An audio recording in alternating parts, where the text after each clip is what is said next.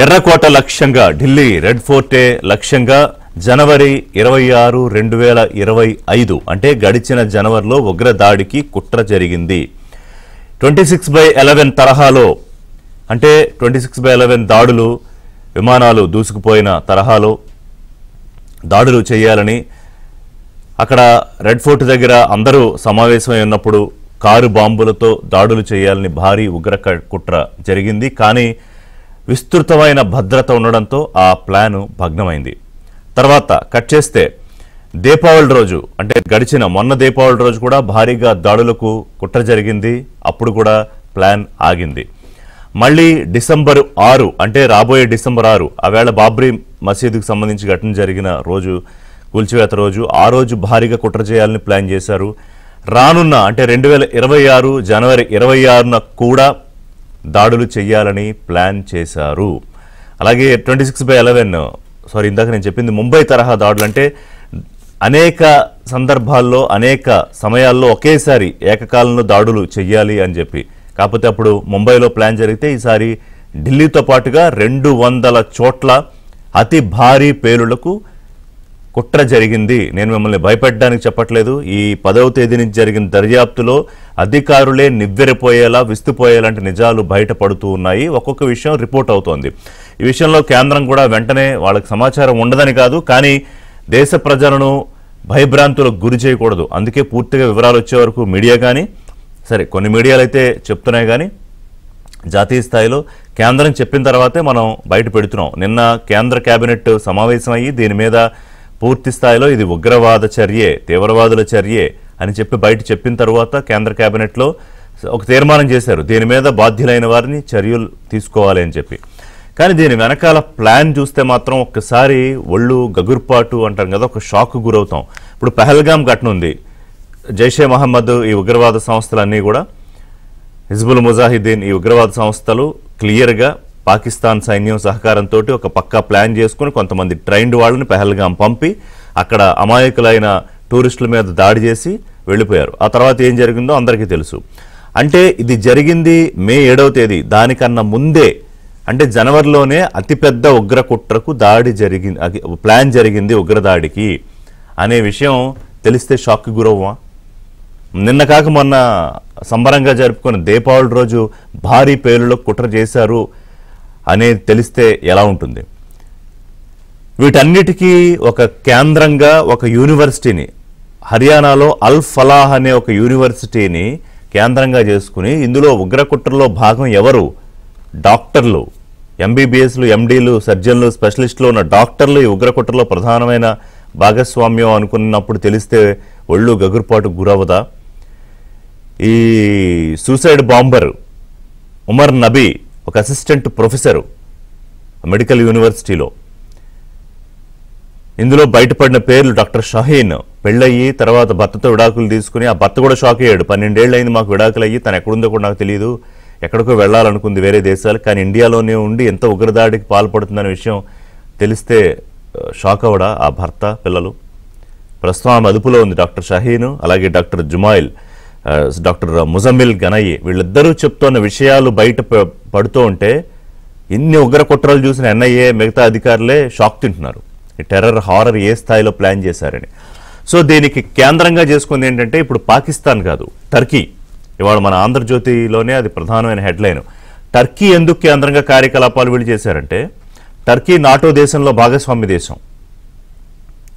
NATO దేశంలో భాగస్వామ్యం America ఉంటుంది, టర్కీతో పాటు బ్రిటన్ ఉంటుంది. సో ఈ దేశాలు టర్కీ, అమెరికా, బ్రిటన్, ఫ్రాన్స్ ఈ దేశాల భాగస్వామ్య దేశాల్లో ఉంటే టర్కీ మీద మనం ప్రతిదాడి చెయ్యాలంటే ఆలోచించాల్సిన పరిస్థితి వస్తుంది. ఎందుకంటే ఇందులో భాగస్వామ్య దేశం దేని మీద దాడి చేసినా మిగతా దేశాల మీద దాడిగా భావించి వాళ్ళు కూడా యుద్ధంలోకి వచ్చేస్తారు. అందుకని టర్కీ కార్యకలాపాలు కొనసాగించారా టర్కీ నుంచి. అలాగే మొన్న జరిగిన పహల్గామ్కి సంబంధించి ఉగ్రదాడిలో కూడా జరిగిన 4-5 రోజుల యుద్ధంలో పాకిస్తాన్కి టర్కీ సహాయ సహకారాలు అందించింది. వాళ్ళ క్షిపణుల ఇంటెలిజెన్స్ వ్యవస్థను కానీ లేకపోతే మాన్యువల్గా కూడా సహాయ సహకారాలు అందించింది.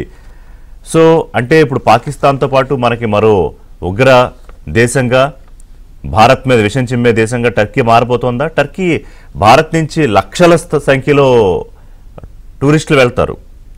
గతంలో కొన్ని రోజులు దాని మీద ఇది కూడా పెట్టారు, వెళ్లకుండా పెట్టారు, తర్వాత సడలించేశారు అనుకోండి. సో దాని గురించి మాట్లాడదాం. అంటే డాక్టర్లు టెర్రరిస్టులకు సంబంధించి ఇంత పెద్ద ప్లాన్లు చేశారా? ఈ బాంబు పేలుడు ఇన్ని చోట్ల చేసే ఒక అతిపెద్ద కుట్ర చేశారా? ఇప్పుడు తాజాగా బయటపడింది ఏంటంటే ఈ డాక్టర్ ఉమర్ నబీ ఎవరున్నారో ఆ కారులో పేలిపోయిన అతను, అంటే ప్రతిరోజులాగే ఆ వేళ కూడా సాయంత్రం రెడ్ ఫోర్ట్ దగ్గర సిగ్నల్ దగ్గర భారీగా ట్రాఫిక్ జాము. ఆ మధ్యలో ఈ కారు ఉంది I-20, ఇది ఫుల్గా పేలుడు పదార్థాలతో, అమ్మోనియం నైట్రేట్తో పేలుడు పదార్థాలతో నిండిపోయిన IED బాంబర్ కారు ఒక్కసారిగా మండిపోతే అగ్ని గోళంలాగా అక్కడ చూసిన వాళ్ళు ఒక 1 to 2 కిలోమీటర్స్ ఆ బ్లాస్ట్ తాలూకా సౌండ్ వచ్చిందంటే ఎంత పెద్ద స్థాయిలో జరిగింది చూడండి. అలాగే ఫరీదాబాద్లో సుమారు 2,900 అంటే 3 టన్నుల పేలుడు పదార్థాలు పట్టుకున్నారంటే అవి ఎక్కడెక్కడ పెట్టి పేల్చాలనుకున్నారు. వీళ్ళ మోడస్ ఆపరండి ఎలా ఉంటుందంటే ఎక్కువ మంది ఆ వేళ కారు పేలడానికి ముందు ఢిల్లీలో 6 జిల్లాల్లో అనేక కిలోమీటర్లు సంచరించింది. సో ఎప్పుడైతే ఈ ఫల్లాలా యూనివర్సిటీలో పేలుడు పదార్థాలకు సంబంధించి దొరకడము, డాక్టర్ షాహీన్ ఇతన్ని అరెస్ట్ చేయడంతో, డాక్టర్ ముజమ్మల్ని అరెస్ట్ చేయడంతో ఉమర్ నబీ కంగారు పడిపోయాడు, దొరికిపోతామని భయపడ్డాడు. సో అది సూసైడ్ బాంబింగ్ జరిగిందా లేకపోతే ప్రమాదవశాత్తు పేలిపోయిందా అవన్నీ కూడా బయటికి వస్తున్నాయి వివరాలు. కానీ ఆపరేషన్ సింధూర్ జరిగిన తీరుతెన్నులు, దేశంలో మరొక ఉగ్రవాద ఘటన జరిగిందా ఖబర్దార్ అని ప్రధానమంత్రి చెప్పారు. నిన్న కూడా భూటాన్ పర్యటన ఆయన షార్ట్కట్ చేసుకుని వచ్చేసారు వెనక్కి. ఈ హాస్పిటల్లో ఉన్న వాళ్ళందరినీ పరామర్శించారు. అత్యవసర స్థాయి సమావేశాలు జరుగుతున్నాయి. ఇప్పుడు ఏం చేయబోతోంది కేంద్ర ప్రభుత్వం? మనం ఏదో కంగారు పడిపోయి లేకపోతే ప్రతిపక్షాలు కొంచెం బుద్ధి లేని మాటలు మాట్లాడినా కూడా ఇప్పుడు కర్ణాటక సీఎం ఏదో బీహార్ ఎలక్షన్ టైంలోనే ఉగ్రకుట్ర జరగడం ఏంటి అలా అంటే, ఇంకొక కాంగ్రెస్లో ముస్లింలేమో అమాయకులైన ముస్లింలని డాక్టర్లని ఫ్రేమ్ చేస్తున్నారని ఏదంటే అది మాట్లాడేయచ్చు. కానీ ఏం జరిగింది, కేంద్ర ప్రభుత్వం ఏం చర్యలు తీసుకోవాలనుకుంటోంది, ఈసారి ఎంత గట్టిగా బుద్ధి చెప్పాలనుకుంటోంది? ఇందులో మళ్ళీ జైషే మొహమ్మద్ సంస్థలు ఉన్నాయి, ఇంకా కొన్ని పేర్లు బయటపడతాయి. మళ్ళీ పాకిస్తాన్ ప్రధానమంత్రి అంటాడు ఇదేదో పాకిస్తాన్కి లింక్ పెట్టాలని చూస్తే మేము ఊరుకోము, మేము గట్టిగా పోరాడతాము, లేకపోతే ఏదో గ్యాస్ బాంబు పేలితే దీని ఏదో ఉగ్రవాద చర్య అంటోంది భారత్ అని ఏదో పిచ్చి పిచ్చి మాటలన్నీ మాట్లాడుతున్నాడు. అంటే వాళ్ళకి భయం. ఆపరేషన్ సింధూర్తో మొన్న దెబ్బతిన్న తర్వాత మళ్ళీ సింధూర్ 2.0 మొదలైతే Turkey Pakistan, I don't know Turkey మీద దాడి జరుగుతుందా లేదా, బట్ పాకిస్తాన్ మీద దాడి జరిగితే ఈసారి తట్టుకునే పరిస్థితి వాళ్ళకి లేదు. సరే, ఇదంతా ఒక విషయం అయితే కొంత కామ్గా ఎందుకు ఉండలేకపోతున్నారు ప్రతిపక్షాలు? అసలు ఏం జరిగింది? ఇంటెలిజెన్స్ సమాచారం రావాలి. సరే, ఫెయిల్యూరా, రెడ్ ఫోర్ట్ దగ్గర ఇంత భారీ దాడి జరిగిందంటే అవన్నీ తర్వాత మాట్లాడుకోవచ్చు. ఇంటెలిజెన్స్ బ్యూరో ఫెయిల్ అయిందా, NIA ఫెయిల్యూరా, రా ఫెయిల్యూరా? ముందు మన వైఫల్యాలు మాట్లాడుకునే దానికన్నా ముందు అసలు ఇంత పెద్ద దాడి ఎక్కడో కాశ్మీర్లో జరగడం వేరు, దేశ రాజధాని నడిబొడ్లో జరగడం వేరు కదా. ఇప్పుడు మొత్తం దేశం అంతా హై అలర్ట్లో ఉంది. హైదరాబాద్కు సంబంధించి దాని మూలాలు బయటపడ్డము, ఏది వీళ్ళు రైసిన్ లాంటి విష పదార్థాలు ఉపయోగించి కాలేజీల్లోనూ లేకపోతే ప్రధానమైన దేవాలయాల్లో ప్రసాదాలు తయారు చేసే చోట, ఇలాంటి చోట అంతా కలిపి చాలా పెద్ద ప్లాన్లు చేశారు. ఆ కుట్రలన్నీ భగ్నం చేశారు కదా. సో ఒక్కొక్క విషయం బయటపడి కేంద్రానికి ఆ మాత్రం సమయం ఇవ్వాలి కదా ఉన్న అనుమానాలు ప్రశ్నలు అడగడానికి. ఊరికే ఒక రాయి వేసి బురద జల్లేయడం ఈజీయే. ఎస్, మీరు ఫెయిల్ అయిపోయారు, ప్రభుత్వం ఫెయిల్ అయిపోయింది, ఇంటెలిజెన్స్ ఫెయిల్ అయిపోయింది, ఇంత పెద్ద కుట్ర జరుగుతుంటే మీరు ఏం చేశారు జనవరి నుంచి జరుగుతుంటే అని అనేయచ్చు. నిజంగా ఫెయిల్ అయితే ఆ రోజున నిజాలు బయటకు వస్తూ ఉంటే దీని వెనకాల అసలు ఏం జరిగింది, తర్వాత ఇప్పుడు ప్రభుత్వం ఏం చేయబోతోంది, టర్కీకి పాకిస్తాన్కి సంబంధాలేంటి, దేశంలో 200 కుట్రలకు ఎందుకు ప్లాన్ చేయాలనుకున్నారు, అసలు ఈ భారత్ మీద విషం చిమ్మడం తప్ప ఈ దేశాలకు వేరే పని లేదా, ఇంత అత్యధికంగా చదువుకున్న ముస్లిం యువకులు డాక్టర్లు ఈ టెర్రరిజం వైపు ఆకర్షితం అవడానికి ఢిల్లీ ఎర్రకోట వద్ద పేలుడుకు సంబంధించి మరో కీలక విషయం. ఈ పేలుడు కారణమైన కారులో లభించిన నమూనాలు, DNA నమూనాలు డాక్టర్ ఉమర్ నబీ DNAతో మ్యాచ్ అయ్యాయి. ఈ అనుమానం రాగానే వాళ్ళు ఫోరెన్సిక్ ల్యాబ్ ఈ విషయం ధృవీకరించింది. అంటే వాళ్ళ కుటుంబ సభ్యులతో DNA మ్యాచ్ చేశారు. సో ఇందాక నేను చెప్పినట్టుగా దీని వెనకాల ఇంత పెద్ద కుట్ర ఉందని ఒక్కసారి ఒక్కొక్క విషయం బయటపడుతుంటే అధికారులకే నివ్వెరపోయే విషయాలంటే ఇంక సామాన్యుల పరిస్థితి ఎలా ఉంటుంది మాట్లాడదాం. పెంటపాటి పుల్లారావు గారు రాజకీయ సామాజిక ఆర్థిక విశ్లేషకులు. జనరల్ కేఆర్ రావు గారు ఆర్మీలో దాదాపు 40 సంవత్సరాల పాటు వారు దేశానికి సేవలు అందించారు. కోటేశ్వరరావు గారు రాజకీయ విశ్లేషకులు. నమస్కారం అండి. పుల్లారావు గారు, రావు గారు, కోటేశ్వరరావు గారు. సో పుల్లారావు గారు, మనము ఆపరేషన్ సింధూర్ సమయంలో అంటే పహల్గాం ఉగ్రదాడి, ఆ తర్వాత ఆపరేషన్ సింధూర్ సమయంలో అనేక సందర్భాల్లో మాట్లాడుకున్నాం. ఇవాళ అంటే దేశంలో పూర్తిగా ఉగ్రవాదం నిర్మూలన కోసం ప్రపంచ దేశాలు కలిసి రావాలని ప్రధానమంత్రి పిలుపు, ఆ దిశగా ప్రయత్నాలు ఇవన్నీ జరుగుతూ వచ్చాయి. ఇంకొక ఉగ్రదాడి ఘటన దేశంలో జరిగినా అని మనం ఆ రోజు అన్నాం. సరే, ఇప్పుడు నేను కేంద్రం ఏం చేస్తుందనే దాంతో మొదలు పెట్టట్లేదు, కానీ ఈ వాస్తవాలు ఒక్కోటి బయటపడుతూ ఉంటే ఏమనిపిస్తోంది పుల్లారావు గారు? 2 రోజుల నుంచి 10, 11, 12 ఇవాళ 3 రోజులు అవుతోంది కదా. ఒక్కొక్క విషయం దర్యాప్తు సంస్థలు చేస్తున్నాయి, బయటకు వస్తున్నాయి. అసలు మనం ఎందుకు ఆశ్చర్యపడుతున్నామని నాకు ఆశ్చర్యం. నిజమా? ఇది లో కాస్ట్, లో ఇంటెన్సిటీ యుద్ధం. అంటే యుద్ధాలు ఆర్మీలు కనపడవు, అలా చేస్తా ఉంటారు. పాకిస్తాన్, చైనా నా వ్యూ కొంచెం పార్షియల్ గా ఉంటా. చైనాకి స్ట్రైట్ వార్ చేస్తుంది, ఉగ్రవాదిని డైరెక్ట్ గా ఎంకరేజ్ చేయరు చైనా, ఎందుకంటే వాళ్ళకి పోయే చాలా ఉన్నారు కాబట్టి. పాకిస్తాన్కి ఒకటే ఉద్యోగం భారతదేశం, వాళ్ళ ఆర్మీ అంతా ఒకటే భారతదేశం, ఫారెన్ మినిస్ట్రీ భారతదేశం, హోమ్ మినిస్ట్రీ భారతదేశం, ఎంబసీస్ అన్ని భారతదేశం. మనకి అలా కాదు కదా, మనకి అమెరికాతో అన్ని ప్రపంచంలో అన్ని దేశాలతో వ్యవస్థ ఉన్నారు. సో చేస్తారు, చేయిస్తున్నారు, ఆగదు. ఒకటి ఎక్స్పోజ్ అయింది, ఇలాంటి ఎన్ని దాక్కుని ఉన్నారో మనకు తెలియదు. ఇదంతా ఎక్కడ కాంటాక్ట్ చేస్తారు? పూర్వం ఏదో ఎంబసీ ఆ ఎంబసీ అనుకునేవారు, ఇప్పుడు అంతా మిడిల్ ఈస్ట్ లో మన వాళ్ళు లక్షలు కాదు మిలియన్స్ పనిచేస్తున్నారు. ఎవరినో ట్రాప్ చేస్తారు అక్కడ, మెల్లిగా ట్రాప్ చేసి మీరు కూర్చోబెడతారు. ఫర్ ఎగ్జాంపుల్ ఈ కాశ్మీరీస్ అందరినీ అది జరిగినప్పుడు వాళ్ళతో డీల్ చేస్తారు, యూనివర్సిటీతో డీల్ చేస్తారు, సంస్థలతో డీల్ చేస్తారు, రెచ్చగొడతారు. మీరు అయిపోయారు ఏదో రెచ్చగొడతారు, దొరుకుతారు ఇలాంటి వాళ్ళు. సో అంటారు. మనం ఆశ్చర్యపడవలసింది ఏంటంటే మనం ఎంతో రెడీగా లేవు. ఎందుకు జరిగింది? ఒక కారులో 2 టన్నుల కారులో 2 టన్నుల నైట్రేట్ అయ్యి తిప్పుతూ ఉంటే ఢిల్లీలో ఎవరు పట్టలేదే. ఆ కారు ఎక్కడి నుంచి వచ్చింది? పహల్గాంలో ఉన్నవాడు అమెరికాకి. ఆ కారు నంబర్ అయినా ఇమీడియట్ గా కంప్యూటర్స్ తో అది ఫ్లాష్ అవ్వాలి కదా. నకిలీ పత్రాలు, నకిలీ నెంబర్లు కదా. ఆఖరికి ఆ కారు దొరికింది కదా. అసలు ఎవరున్నారు? మాస్క్స్ తో తిరగటం ఏంటి? ఏమని సెక్యూరిటీ ఎక్కడ మనం ఆలోచించుకోవాల్సింది కాదు. ప్రాక్టికల్ గా మాట్లాడుకుంటే పుల్లారావు గారు, మీరు ఢిల్లీలోనే ఉంటారు. ఒకటి లక్షల సంఖ్యలో తిరుగుతాయి కదా రోజు వాహనాలు ఢిల్లీలో. మరి ఎలాగా అంటే మీరు అన్నది ఒక వాహనంలో ఒక 3 మాస్కులు పెట్టుకుని తిరుగుతూ 6 జిల్లాల్లో తిరిగితే అంటే ట్రాకింగ్ సిస్టమ్ మనకు అంత ఉందా? ఒక వాహనాలు పెట్టుకుని తిరుగుతున్నారని. సరే, అంతకుముందు యూనివర్సిటీలో ఫలాలా యూనివర్సిటీలోనే కొన్ని రోజుల పాటు పార్క్ చేసి ఉంది ఆ కారు. కరెక్ట్. మీకు చిన్న విషయం చెప్తున్నా. 2001 సెప్టెంబర్ 11 ఒక విశేషమైన దాడి అమెరికా మీద జరిగింది. 2 విమానాలు తీసుకుని టాలెస్ట్ బిల్డింగ్ న్యూయార్క్ లో పేల్చేసి 5-6 వేల మంది చచ్చిపోయారు. అమెరికా షాక్ అయిపోయింది. ఆ రోజు వాళ్ళు ఏం నిర్ణయం తీసుకున్నారు? ఇప్పుడు నుంచి క్షణాల నుంచి అమెరికాలోకి ఏ టెర్రరిస్టు ఎంటర్ అవటానికి వీలు లేదో రానగం అని పెట్టి అది సాధించారు. ఇవాళ 24 సంవత్సరాలకి ఏమన్నా యాక్షన్లు, టెర్రరిస్ట్ యాక్షన్ జరిగితే ఎవరు అమెరికాలో ఉన్నా వచ్చేసాడు, కానీ బయట డబ్బులు చేయలేదు. రోజుకి 10 లక్షల మంది, 20 లక్షల మంది వస్తారు అమెరికాలో. 20 లక్షల 30 లక్షల మంది కారు మీద, బోర్డర్లో, ప్లేన్లో రోజు. అవన్నీ ఆఫ్ చేశారు. అంటే మన దగ్గర టెక్నాలజీ ఉన్నది సింపుల్ గా ట్రాక్ చేయడానికి. అంటే నేను ఫ్రాంక్గా చెప్తున్నా, ఒక ఫెయిల్ అవ్వింది ఇంటెలిజెన్స్ కాదు, సిస్టమ్ పనిచేయట్లేదు. ఇది రివ్యూ చేసుకోవాలి. ఇంత జరుగుతున్నప్పుడు అసలు వాచ్ చేయలేదు. ఇంటెలిజెన్స్ అంత ఎలక్ట్రానిక్స్ ఉన్నాయి, కంప్యూటర్స్ చెప్తాయి మీకు, కంప్యూటర్స్ చెప్పేస్తాయి.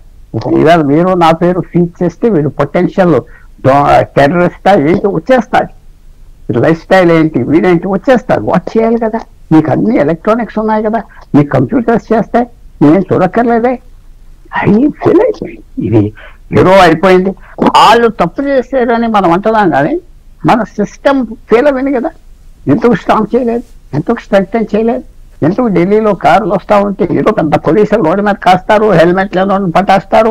లేకపోతే పోలీసులు ఏం చేస్తున్నారు, ఢిల్లీ పట్టణాల్లో మీకు హెల్మెట్ లేదు, లేకపోతే నువ్వు ఓవర్లోడ్ ఆ డాక్యుమెంట్ లేదు ఈ డాక్యుమెంట్ లేదు అని చెప్పి ఆపుతారు. అది ఫైన్ ఏదో కట్టలేదు, నువ్వు ఫైన్ కట్టే ఆప్ చేస్తారు, దులిపేస్తారు, అంతేనా? అవును. అసలు క్రైమ్ అసలు అది తప్పు కూడా వేసింది. కానీ ఏంటంటే ఎవరి మీద యాక్షన్ తీసుకుంటారు, ఎవరి మీద తీసుకోరు, ఒక కానిస్టేబుల్ సస్పెండ్ చేస్తారు. సో మీరు అడిగిన ప్రశ్న కంటే నేను ఎండ్గా చెప్తున్నా, మన సిస్టమ్ లో ఇది ఇప్పుడు దీంతో అయిపోలేదు. ఏది రెడ్ కోట్ ఉగ్రవాద యాక్షన్ ఈ రోజు అవుతుంది. అవకాశం కోసం చూస్తున్నా, ఇంకా చేస్తా, ఇంకా ఎక్కువ చేస్తా.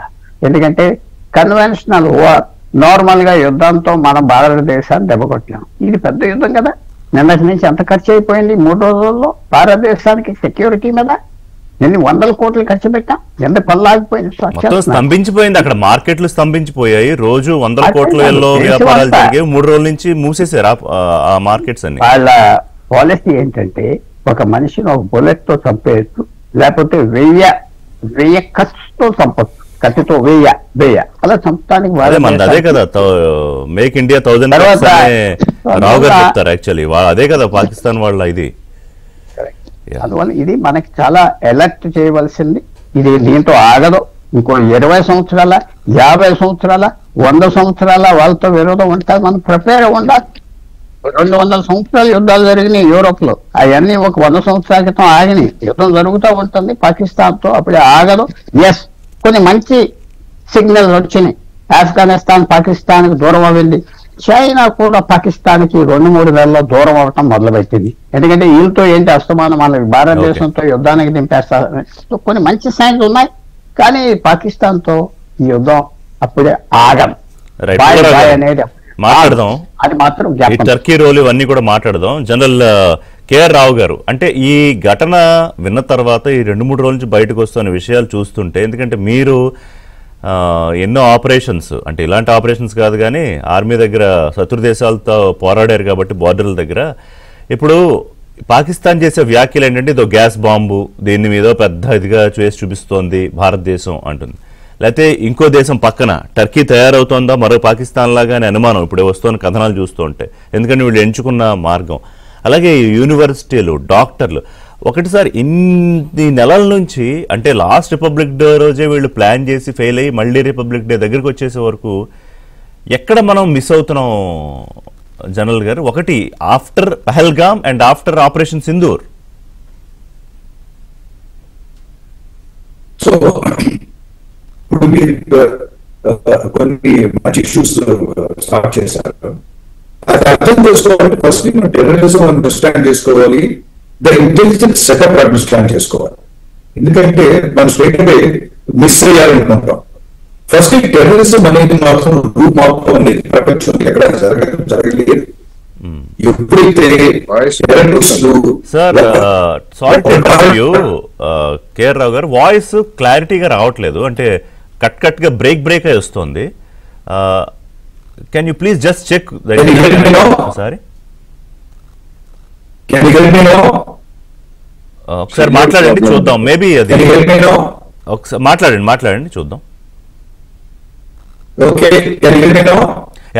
ప్రాబ్లం వాయిస్ తో కాదు, ఇంటర్నెట్ అంటే డేటా మీద ఉంటే కనుక కొద్దిగా బ్రేక్ అవుతున్నట్టుంది. Okay, can you please remove అండి, ఒకవేళ అవి తీసేసి మాట్లాడితే ప్లీజ్ కంటిన్యూ.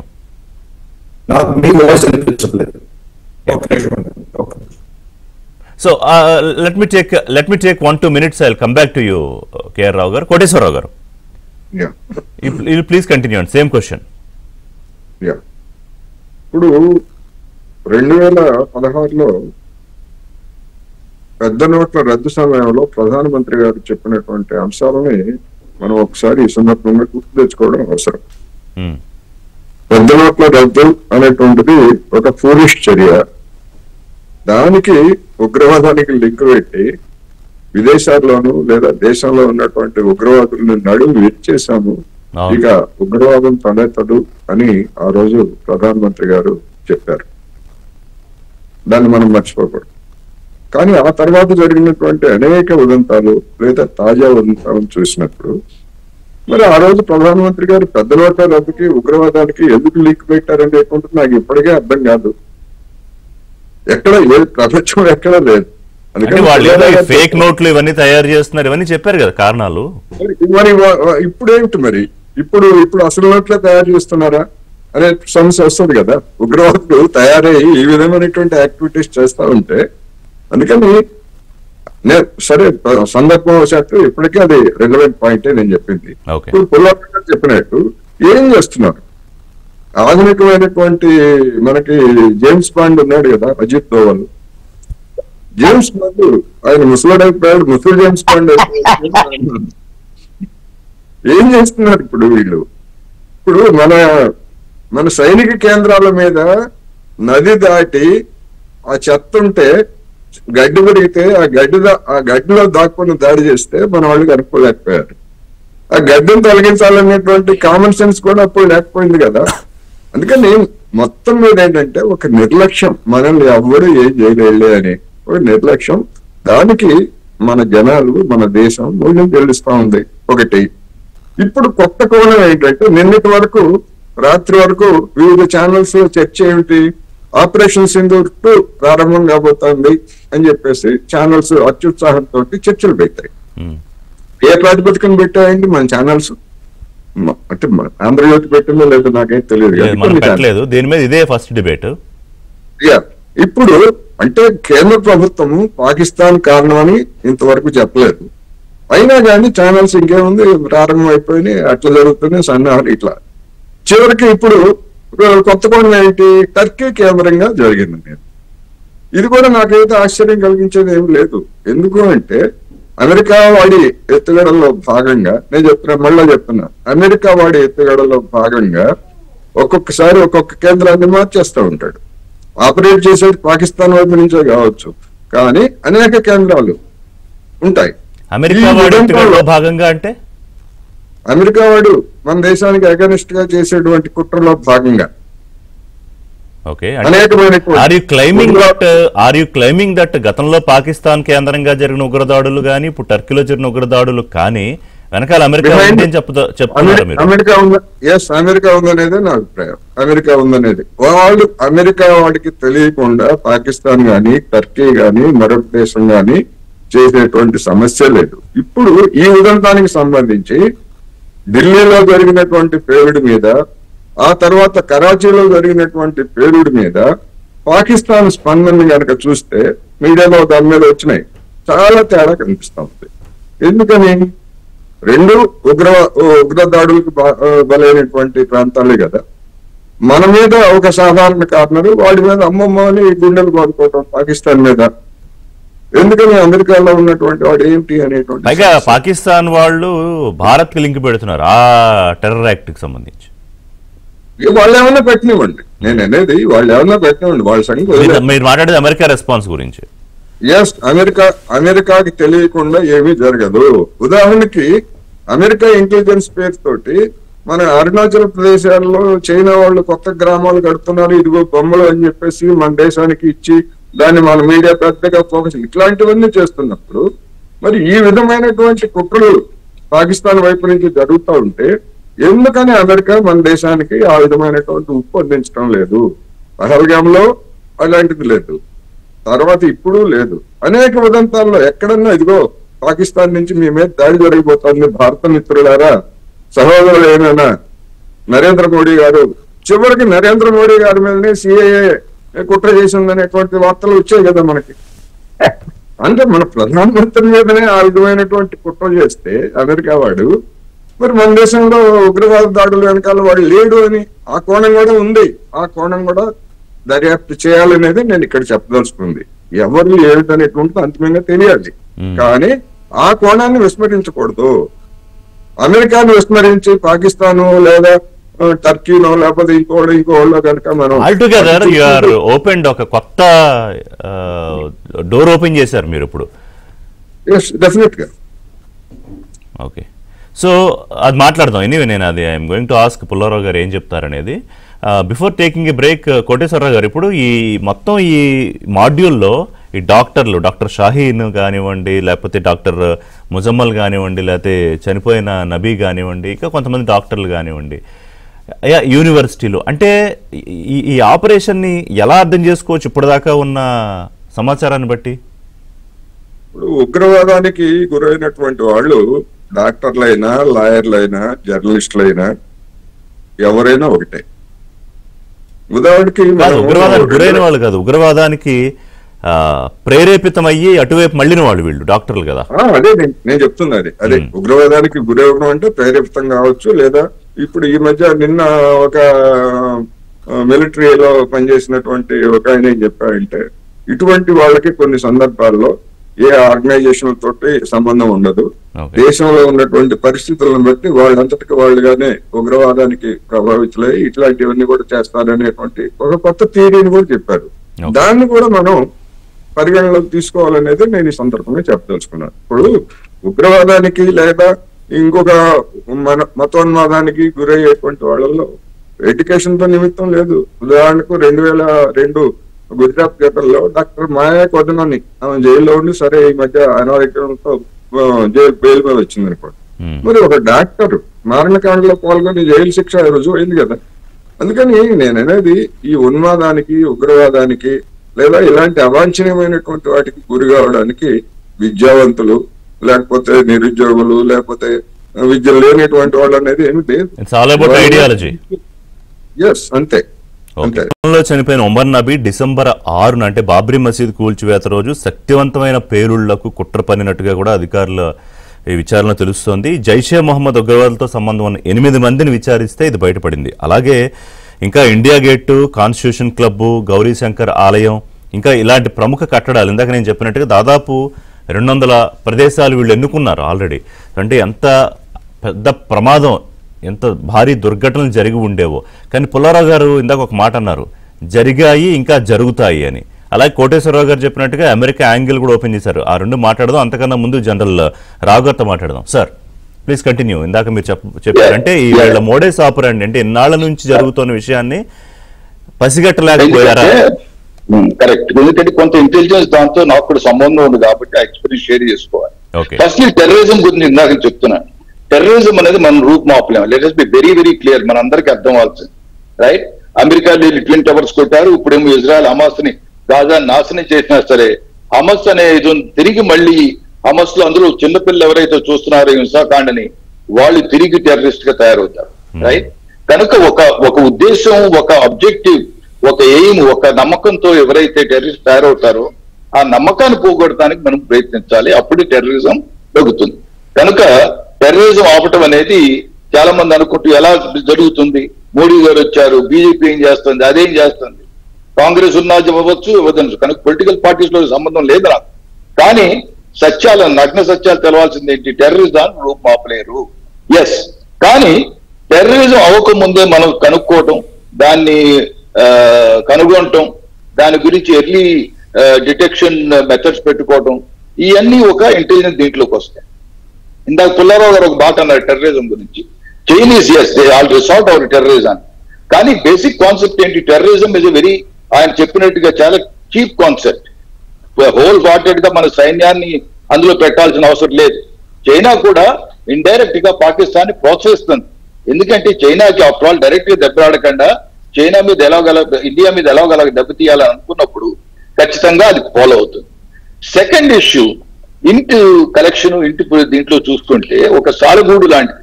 మీరు ఇప్పుడు ఢిల్లీలో నేను ఉన్నాను, 10-15 సంవత్సరాలు ఉన్నాను. రైట్? 15 సంవత్సరాలు లిటరల్లీ. మీ ప్రస్తుతం కెమెరా ఖచ్చితంగా ఎక్కడ ఏ కారు ఉందో, ఎక్కడ ఏ కారు పాస్ అయిందో ఈజీగా కనిగొట్టగలరు. ఎన్నో లక్షల కార్లు వెళ్తుంటాయి. కానీ మీరు ఈ జిక్సా పజిల్ కరెక్ట్ చేసుకోవాల్సి ఉంటుంది. రైట్? ఒక చోట ఈ కారు డౌట్ఫుల్ గా ఉంది, ఈ మనిషి ఈ కారుతో ఉన్నాడు, ఆ మనిషి అక్కడి నుంచి వచ్చినోడు, ఈ మనిషి ఏమో ఈ మత సంబంధించినోడు, ఈ మనిషి ఒకప్పుడు జమ్మూ నుండేవాడు, ఒక మనిషి ఇక్కడ శ్రీనగర్ లో తిరిగాడు, ఈ మనిషి రెడ్ ఫోర్ట్ కు వచ్చాడు. సో ఈ intelligence collection, intelligence coalition firstly కనుక్కోవడం, టిడ్బిట్స్ తీసుకోవటం, దాని తర్వాత దాన్ని కలెక్ట్ చేసుకోవటం. రైట్? సో అందరికీ తెలవాల్సింది ఏంటంటే it's a very serious process. కనుక మనం హర్షించాల్సిన సమయం ఏంటి? 2600 kgs పట్టుకున్నారు, 360 kgs RDX పట్టుకున్నారు. Right? So it was not a total intelligence failure. మనం ఏంటంటే మనకు ఇదొక ఫ్యాడ్ అయిపోయింది. ప్రతివాళ్ళు ఆపోజిషన్ పార్టీ అవ్వనివ్వండి, నాలెడ్జ్ లేని వాళ్ళు అవ్వనివ్వండి, స్టేజ్ ఒక మాట అనేయటం intelligence failure, right? So it was not, నేను నా నమ్మకం ఏంటంటే ఇంటెలిజెన్స్ ఫెయిల్యూర్ టోటల్ అయితే మాత్రం కాదు.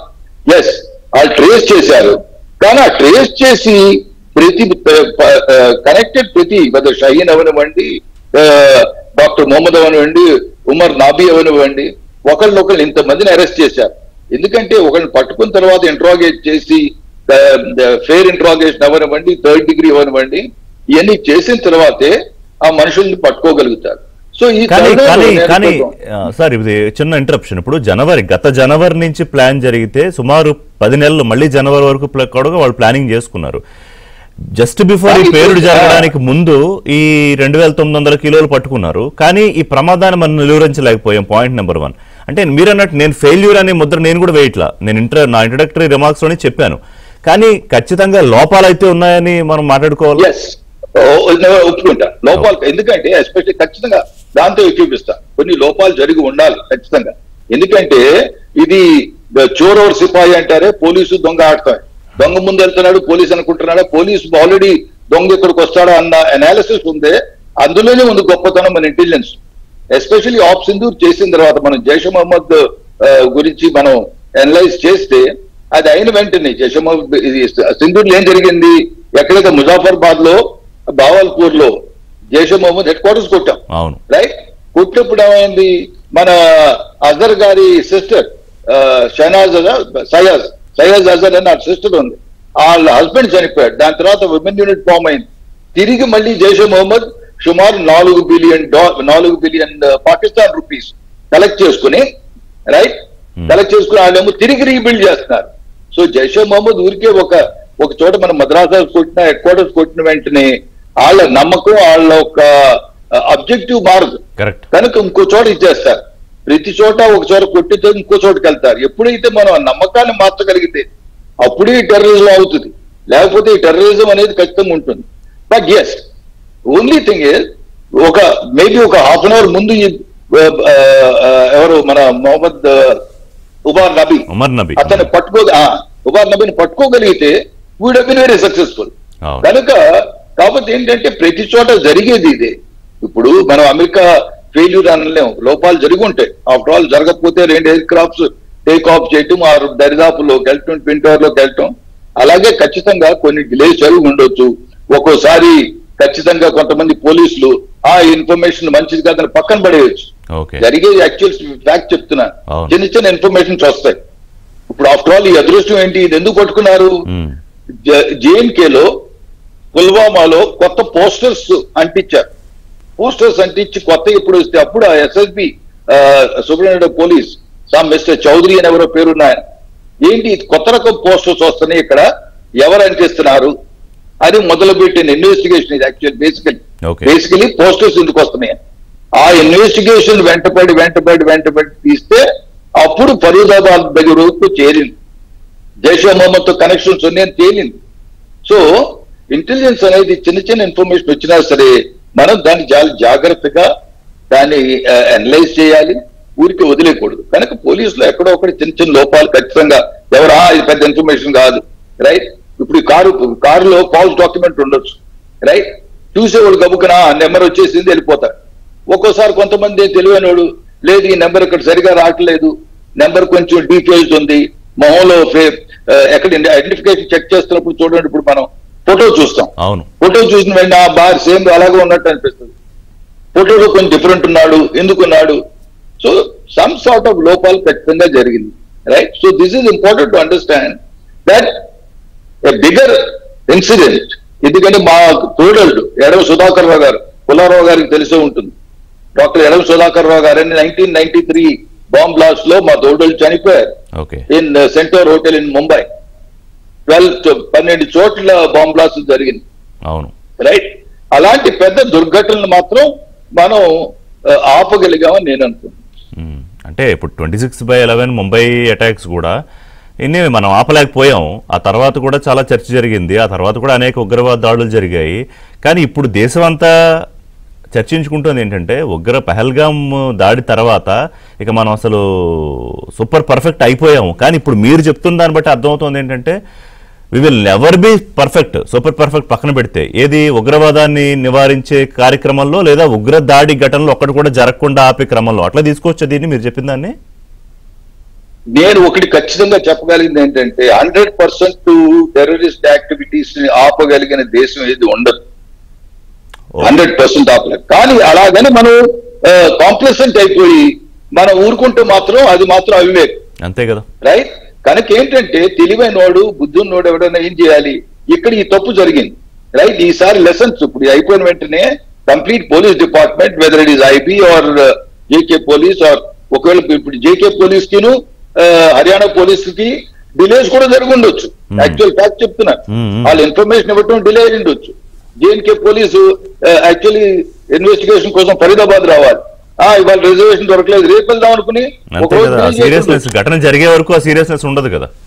కరెక్ట్, అది. బట్ ఓన్లీ గుడ్ థింగ్ ప్రతిసారి జరిగిన సంఘటనతో మనం ఇంకా ఇంప్రూవ్ చేస్తుంటాం. కానీ దొంగోడు కూడాను రకరకాల కొత్త విధానాలు, వీళ్ళని ఎలా డ్యూప్ చేయాలి, ఎలా చేయాలి. ఇప్పుడు ఆడ డాక్టర్ గురించి మనం ఎక్కడ వెళ్ళలేదు, వైట్ కాలర్ గురించి వెళ్ళలేదు, వైట్ కాలర్ కూడా ఇంత ముందు ఎప్పుడు వెళ్ళలేదు మనం, రైట్? అందరూ లో క్లాస్ లేదా స్మాల్ టైమ్ ఎంప్లాయీస్ చూసాం, రైట్? సో ఇన్నోవేటివ్ కొత్త రకాల విధానాలు టెర్రరిజం అని చేయాలని అనుకున్నవాడు, రైట్, కొత్త విధానాలు ఖచ్చితంగా యూ వోంట్ బి సర్ప్రైజ్. మన పోలీస్ డిపార్ట్మెంట్ లో కూడా కొంతమంది ఉండొచ్చు ఈ పాటికి, యాక్చువల్ ఫ్యాక్ట్ చెప్తున్నా, రైట్? ఏన్కే పోలీస్ అవ్వచ్చు, మీరు ఎంత వెరిఫై చేసినా రిలీజియస్ లీనింగ్స్ ఉన్నోళ్ళు ఎక్కడో కూడా ఖచ్చితంగా మర్చుకోకళ్ళైనా ఉంటారు, వాళ్ళని పట్టుకుని మోటివేట్ చేయాలి. కోటేశ్వరరావు గారు అమెరికా గురించి మాట్లాడారు, అలాగే పుల్లారావు గారు నిన్న కేంద్ర కేబినెట్ దీని మీద ఒక తీర్మానం చేసిన తర్వాత ఆయన అశ్విని వైష్ణవ్ మాట్లాడిన తర్వాత ఇది ఒక మతిలేని హింసాత్మక చర్య, పిరికిబందల చర్య, సరే మృతుల కుటుంబాలకు సానుభూతి, సాధ్యమైనంత త్వరగా చట్టం ముందు నిలబెట్టే ప్రయత్నం చేస్తాము అని చెప్తూ, అంటే ఏదో ఒక మామూలు కేసు జరిగితే నాకు అట్లా అనిపించింది రెస్పాన్స్. కానీ జరిగింది ఇంత పెద్ద ఉగ్రదాడి ఘటన, ఇంత పెద్ద operation, this is not only one incident, ఒక సిరీస్ ఆఫ్ ఇన్సిడెంట్స్. దాని ప్లాన్లో ఒక ఇన్సిడెంట్ జరిగింది, ఎన్ని జరుగుతాయో మనకు తెలియదు, ఎందుకంటే 200 IED బాంబులు రెడీ చేసి పెట్టుకున్నారని చెప్తున్నారు. తర్వాత కోటేశ్వరరావు గారు ఇందాక ఒక కొత్త డోర్ ఓపెన్ చేశారు. అంటే నేను కొత్తది ఎందుకంటున్నానంటే మన చర్చల్లో ఎక్కడా కూడా అమెరికా ఉంది ఈ ఉగ్రదాడి వెనకాల, లేకపోతే భారత్ మీద చేయించే ఉగ్రదాడులు వెనకాల అనే చర్చ రాలేదు. అది పాకిస్తాన్ కానీ, టర్కీ కానీ, ఇంకో దేశం కానీ. What's your take? ఒకటి మెయిన్ థింగ్ ఏంటంటే, ఫ్రాంక్ గా చెప్తున్నా, ఇది జరగలేదు, టెక్నికల్ గా మాట్లాడుతున్నా, జరగకపోతుంది, ప్రివెంట్ చేశారు. ప్రివెన్షన్ చేసేదానికి ఇంకా విధానాలు మనకు తేవాలి, ఇంకా జరుగుతాయి, ఇదేం ఆప్ చేయలేం. రెండోది ఏంటంటే, భారతదేశం ఏ ఉగ్రవాద యాక్షన్ అయినా యుద్ధం అన్నారు, అది కరెక్టే. కానీ ప్రతి యాక్ట్ కి యుద్ధం స్టార్ట్ చేయలేం. యుద్ధం స్టార్ట్ చేస్తే పాకిస్తాన్ చేతిలో పడిపోతాం. యుద్ధం స్టార్ట్ చేయకుండా బ్యాలెన్స్ గా, సర్ప్రైజ్ గా చేయాలి. ఇది ఎవరు చేయి ఉన్నది ఫస్ట్ పూర్తిగా ఎంక్వైరీ చేయాలి. ఎవరికో చెడ్డ జరిగితే నేను ఆనందపడతాను, కరెక్టే, కానీ నేనే చేయించానని రాకూడదు కదా, చూడాలి, బాగా కన్ఫర్మ్ చేయాలి. యుద్ధం అంటే అంత సింపుల్ మ్యాటర్ కాదు, ఊరుకుని వెళ్ళిపోయి మనం 2 రోజులు కొట్టాం ఆడికి వెళ్ళిపోతే బాగుంటుంది, ఇవన్నీ జరిగే పనులు కాదు. యుద్ధం అవాయిడ్ చేయాలి, బలం ఉండాలి, యుద్ధం అవాయిడ్ చేయాలి, వస్తే తప్పు, ఆ లైన్లో ఉండాలి, సింపుల్. అందువల్ల వైష్ణవ్ మంత్రి అంటాం కరెక్ట్, మొదలే వాళ్ళని కోర్టుకి తీసుకొస్తా ఉన్నారు కరెక్ట్. ప్రతి దానికి యుద్ధం స్టార్ట్ చేస్తామంటే ఎక్కువ యాక్షన్స్ వస్తాయి, టెర్రరిస్ట్ యాక్షన్స్, ముఖ్యత కోసం, రికగ్నిషన్ కోసం, ఈగో కోసం చాలా మంది చేస్తారు. సో చాలా కరెక్ట్ స్టెప్. అది మనం సైడ్ పాయింట్ చెప్తున్నా, అమెరికా ఉన్నారు, వాళ్ళు ఉన్నారు, వీళ్ళు ఉన్నారు, కోటేశ్వరరావు గారు మాట ఇది సీనియర్ మ్యాన్, దానికి నేనేమి వ్యతిరేకిస్తున్నా చెప్పను. మెయిన్ థింగ్ ఏమిటంటే, మన దేశంలో ఫర్ ఎగ్జాంపుల్ అసలు టెర్రరిజంకి ఇంపార్టెన్స్ ఇస్తున్నామా, ఉగ్రవాదికి ఇవ్వట్లేదే. మన దగ్గర 100 యూనివర్సిటీలు ఉన్నాయి, ఎక్కడ ఉన్నాయి ఏరియా స్టడీస్ ప్రోగ్రామ్ లాగా టెర్రరిజం మీద, ఈ కాన్ఫ్లిక్ట్ మీద ఏ యూనివర్సిటీలో లేదు. మీరు కనుక్కోండి, తెలుగు రాష్ట్రాల్లో 20-30 యూనివర్సిటీలు ఉన్నాయి, అసలు లేదు. ఇది చాలా అవసరం. అమెరికాలో దాదాపు 200 యూనివర్సిటీస్ లో వాళ్ళు గవర్నమెంట్ ఫైనాన్స్ చేస్తారు ఏరియా స్టడీస్. అంటే ఒక్కో యూనివర్సిటీకి ఒక దేశం అప్పు చెప్పేస్తారు. నెబ్రాస్కా అది చిన్న రాష్ట్రం యూనివర్సిటీ ఉన్నది, అది బర్మా, నువ్వు బర్మా గురించి మొత్తం స్టడీ చేసుకుంటూ ఉండాలి. అది ఆ కాన్షియస్నెస్ తేవాలి కదా మైండ్ లో, ఒక డిపార్ట్మెంట్స్ ఉండాలి కదా, యూనివర్సిటీ అయ్యేం లేవు మన దగ్గర. ప్రతి ఇన్సిడెంట్ అది సెపరేట్ అనుకుంటున్నాం, సెపరేట్ కాదు, ఇది ఒక every incident is linked with another. Correct. ఇది ఒక చైన్ ఆఫ్ ఇన్సిడెంట్స్. పాకిస్తాన్ వెనకాల ఉన్నది. వాళ్ళకు ఉన్న ఒకటే సబ్జెక్ట్ భారతదేశం. టర్కీ గిరికి అందరూ ఎంతో సపోర్ట్ చేస్తారంటే పాకిస్తాన్ పెద్ద ముస్లిం దేశం, వాళ్ళతో లాబీ చేస్తుంది. తర్వాత సీక్రెట్ కూడా అవుతున్నది. ఇవాళ పాకిస్తాన్ కి, సౌదీ అరేబియాకి, ఖతార్ కి ఇంపార్టెంట్ ఏంటి? పాకిస్తాన్ సైనికులు అక్కడ వాళ్ళ పాలకుల్ని గార్డ్ చేస్తున్నారు. 25,000 మంది 30,000 మంది పాకిస్తాన్ సోల్జర్స్ ఉన్నారు సౌదీ అరేబియాలో. ఎందుకంటే వాళ్ళ ఇస్లామిక్ దేశాలన్నీ కూడా 50-53 దేశాలన్నీ ఒక కన్సార్షియం గా కూడా ఈ మధ్య ఫామ్ అయ్యాయి కదా. అది కొద్దిగా అది అనేది చాలా వరకు తగ్గిపోయింది 30 సంవత్సరాల్లో. ఇస్లామిక్ కాన్ఫరెన్స్ ఇది టర్కీ ఏంటంటే కొన్ని కారణాల చేత పూర్వం హిస్టరీలో చాలా పెద్ద ఎంపైర్ సామ్రాజ్యం మాది 200 సంవత్సరాలు ఏదో కలలు కంటున్నారు. అది రూటీన్. అలాంటి ఇన్సిడెంట్స్ మనం పట్టించుకోకూడదు. టర్కీని డీల్ చేస్తా పోవాలి. ముఖ్యంగా మన చేతిలో ఉన్నది ఏంటి? టర్కీ ఇలా చేస్తుంది, అమెరికా ఇలా చేస్తుంది అంటే మనకు ఉపయోగం లేదు. మన చేతిలో ఉన్నది మన సిటిజన్స్ కి కాన్షియస్నెస్ తేవాలి. అది కోటేశ్వరరావు గారు ఉన్నారు, జనరల్ రావు గారు ఉన్నారు. అడిగండి నేను చెప్పేది. మీరు ఉస్మానియా యూనివర్సిటీకి వెళ్ళండి. అసలు ఈ సబ్జెక్ట్ లో ఒక డిపార్ట్మెంట్ ఉండాలి. ఎంత ఖర్చు పెడుతున్నాం డిఫెన్స్ మీద, సెక్యూరిటీ మీద. భారతదేశం ఈ ఉగ్రవాదుల గురించే కదా. అందువల్ల ఆ కాన్షియస్నెస్ మన భారతదేశంలో రావాలి. ఎప్పుడు బుధ వెనకాల చూసుకుంటా ఉండాలి. ప్రతి భారతీయుడు ఏదో కూర్చుని నాకు ఏం ఫ్రీ ఇస్తావు, నాకు ఎక్కడి నుంచి గవర్నమెంట్ ఉద్యోగాలు ఇస్తావు, రోజుకి ఇస్తావా, అదే ఆలోచన. కానీ ఇంత ఎడ్యుకేటెడ్ పీపుల్ ఉన్నా మనకి టెర్రరిజం మన దేశాన్ని ఎరగొట్టబోతుంది. ఎప్పటి నుంచో ట్రై చేస్తున్నారు. ఈశాన్యాన్ని తీసుకెళ్లిపోదాం అనుకున్నారు, కాశ్మీర్ తీసుకెళ్లిపోదాం అనుకున్నారు. కచ్లో ఇవన్నీ ఆలోచించుకునే చేయాలంటే మన ఎడ్యుకేషన్ సిస్టమ్ బిల్డ్ చేయాలనేది మీరు చెప్పేది. లింక్ లేదు. మీరు తీసుకొస్తున్నారు ఇవాళ మీ డిబేట్ లో కాన్షియస్నెస్, కానీ కంటిన్యూటీ ఉండాలి కదా. దానికి మనం సరిగ్గా గవర్నమెంట్ ఆఫ్ ఇండియా అనుకోండి, స్టేట్ గవర్నమెంట్స్ అనుకోండి, ఈ పని మీద మాత్రం లేరు. అది మనం రెక్టిఫై చేసుకోవాలి. రెక్టిఫై చేసుకుంటే ఇంటెలిజెన్స్ వస్తుంది, కాన్షియస్నెస్ వస్తుంది, ఐడియాస్ వస్తాయి, ఆలోచనలు వస్తాయి, మనం సక్సెస్ అవుతాం. అది చేయాలి. బ్రెయిన్ ఫస్ట్ మనం జనరల్ గారు మీ దగ్గరికి వస్తాను. I'll come back to you. You'll conclude anyway. Koteswararao garu ఇప్పుడు 2 పాయింట్స్ ఏంటంటే, ఒకటి ఇది జరిగింది ఒక ఇన్సిడెంట్ గా మాత్రమే చూస్తే దెబ్బతింటాము. ఇట్స్ చైనా ఆఫ్ ఇన్సిడెంట్స్ లో ఒక భాగము. అండ్ పెద్ద ప్రమాదం తప్పిందని ఇప్పుడు అనుకుంటున్నాం, కానీ రేపు ఏం జరుగుతుందో తెలియదు. ఇంటెలిజెన్స్ అయితే కొంత దీన్ని ఈ ఘటన జరిగిన తర్వాత మొత్తం అంతా బయటికి లాగుతోంది. కానీ ఇప్పుడు ఒకటి కాన్షియస్నెస్ బిల్డ్ చేయాలంటే కేంద్ర ప్రభుత్వం ఇంటెలిజెన్స్ వ్యవస్థలో లేకపోతే దర్యాప్తు వ్యవస్థలో వీళ్ళ పని మాత్రమే కాకుండా 140 కోట్ల మంది మనం ఉన్నాం. సరే పిల్లల్ని తీసేస్తే ఒక 100-110 కోట్ల మంది అనుకుంటే అందరూ కూడా బాధ్యతగా తీసుకోవాలి అనేది. కానీ ఎంతవరకు ఇది బుర్రకెక్కుతుంది? అలాగే మీరు అన్న ఒక పెద్ద పెద్ద దేశాలు, పెద్ద పెద్ద శక్తులు వీళ్ళు వెనకాల ఉండే డబ్బు పెట్టి ఇది పెట్టి తోస్తున్నప్పుడు భారత్ మీద, అలాగే జనరల్ రావు గారు ఇది ఎప్పటికీ పూర్తిగా ఎరాడికేట్ చేయడం అనేది ఇంపాసిబుల్ టాస్క్ అని చెప్తున్నప్పుడు వాట్ టు డూ? ఏముంది మన ముందు చేయాల్సిన తక్షణ కర్తవ్యం ఏంటి? ఇప్పుడు రావు గారు చెప్పింది 100% వాస్తవం. ఎందుకు అంటే టెర్రరిజం అనేటువంటిది డిఫరెంట్ రీజన్స్ తోటి అవుట్ సైడ్ నుంచి ఎంకరేజ్ చేస్తున్నది ఒకటి. రెండోది మన దేశంలో అటువంటి టెర్రరిస్టులు తయారు కావడానికి అనువైనటువంటి వాతావరణం కూడా ఒక ప్రధానమైనటువంటి కారణం. అవును, ఎందుకంటే మన విజయనగరంలో ఒకసారి బయటపడితే కొద్ది రోజుల క్రితం కంగారు పడ్డాం. టిఫిన్ బాక్సులు ఇంటర్నెట్ లో చూసి, ఇప్పుడు కూడా ఇంటర్నెట్ లో చూసి తయారు చేశారు. ఇది ఇక్కడ గుంటూరులోన ఆమోలో ఏమోలో ఎక్కడొక్కడ ఈ వాసన వస్తుంది. అందుకనే ఇప్పుడు అటువంటి ఎన్విరాన్మెంట్, ఒక మతపరమైనటువంటి విద్వేషం కావచ్చు, మెజారిటీ మతం మైనారిటీ మతం అనేటువంటి ఈ విధమైనటువంటి ఒక ప్రమాదకరమైన సిచ్యువేషన్ ఇండియాలో ఉన్నప్పుడు ఏ దేశంలో అయినా కానీ డెఫినెట్ గా ఇటువంటివన్నీ కూడా జరుగుతూ ఉంటాయి. అందుకని ఎప్పటికప్పుడు అప్రమత్తంగా ఉండటం, నిఘాన్ని పెంచడం, ఆధునికమైనటువంటి పద్ధతులు ఒకటైతే, మనం అవుట్ సైడ్ దాన్ని మనం విస్మరిస్తున్నామా కావాలనే అనేటువంటిది నా అభిప్రాయం. ఎందుకు అంటే మీరు ప్రపంచంలో ఎక్కడ ఉగ్రవాదం చెలరేగినా ఏ విధమైనా కానీ అమెరికా హస్తం లేకుండా ఎక్కడ జరిగింది చెప్పండి? తాలిబాన్లు ఉన్నారు. తాలిబాన్లు సృష్టించింది ఎవరు? అమెరికా వాళ్ళు. దానికి కేంద్రంగా చేసింది పాకిస్తాన్ తో. అందుకని తాలిబాన్ సృష్టిలో అమెరికా హస్తాన్ని మనం వదిలేస్తే ఇప్పుడు పాకిస్తాన్ ఉంది. పాకిస్తాన్ సిరియా అధ్యక్షుడిని అసలు విపరీతమైన ప్రేమ పంచుతున్నారు ట్రంప్. అందుకనే ఇప్పుడు వాళ్ళ అవసరాలకు అనుగుణంగా ఇప్పుడు మన ఖలిస్తాన్ ఉందండి, పంజాబ్. పంజాబ్ లో ఉన్నటువంటి ఖలిస్తాన్ వేర్పాటువాదులు కావచ్చు, ఉగ్రవాదులు కావచ్చు, ఎక్కడున్నారు? అమెరికా దాని మిత్ర దేశాలు, కెనడా, లేకపోతే బ్రిటన్, జర్మనీ, ఫ్రాన్స్, ఈ దేశాల్లోనే కదా ఉంది. వాళ్ళకి తెలియదా? అమెరికన్లకు తెలియదా కెనడాలో ఉన్నటువంటి సిక్కు ఉగ్రవాదుల గురించి?